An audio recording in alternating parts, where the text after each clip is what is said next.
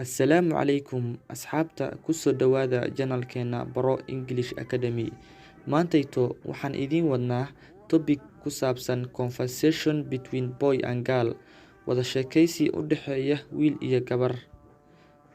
Wada sheekaysiga waxaa ku hormaraya wiilka.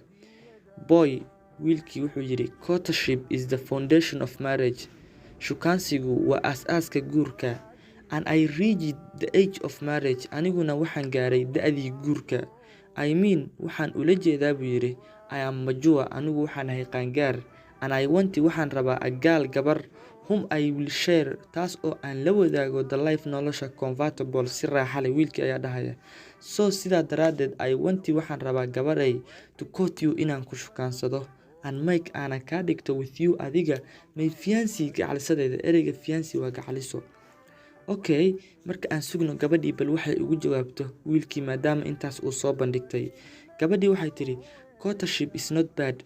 Shukaansigu ma xuma ee waa la shukaansan karaa.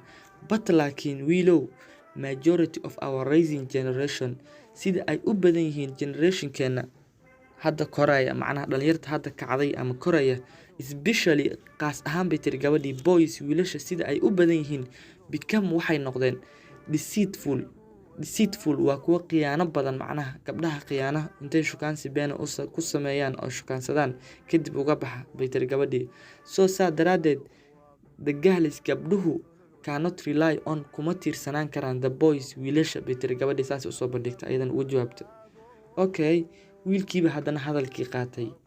Wiilkii wuxuu yiri, boyga wuxuu yiri, don't suspect me, walaalay aniga ha iga shakin.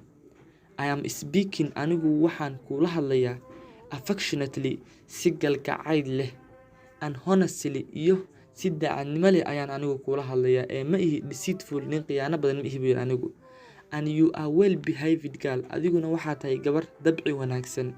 And I admire your character, aniguna waxaan tixgelinayaa dabeecadaada. Wiilkii ayaa inta ugu jawaabay oo hadal qurux badan gabadhii markay tiri wiilashu waa wiilal sanadkan rising generationka ama dadka sanadkan soo koraya waa dad deceitful ama khiyaano badan, ayay gabadhii waxay ugu jawaabtay wiilkii wuxuu ugu jawaabay hadal fiican, anigu waxaan kugula hadlayaa hadal galgacayl leh iyo daacadnimo leh, waxaana tixgelinayaa ama regard gareynayaa ama tixgelinayaa dabeecadaada.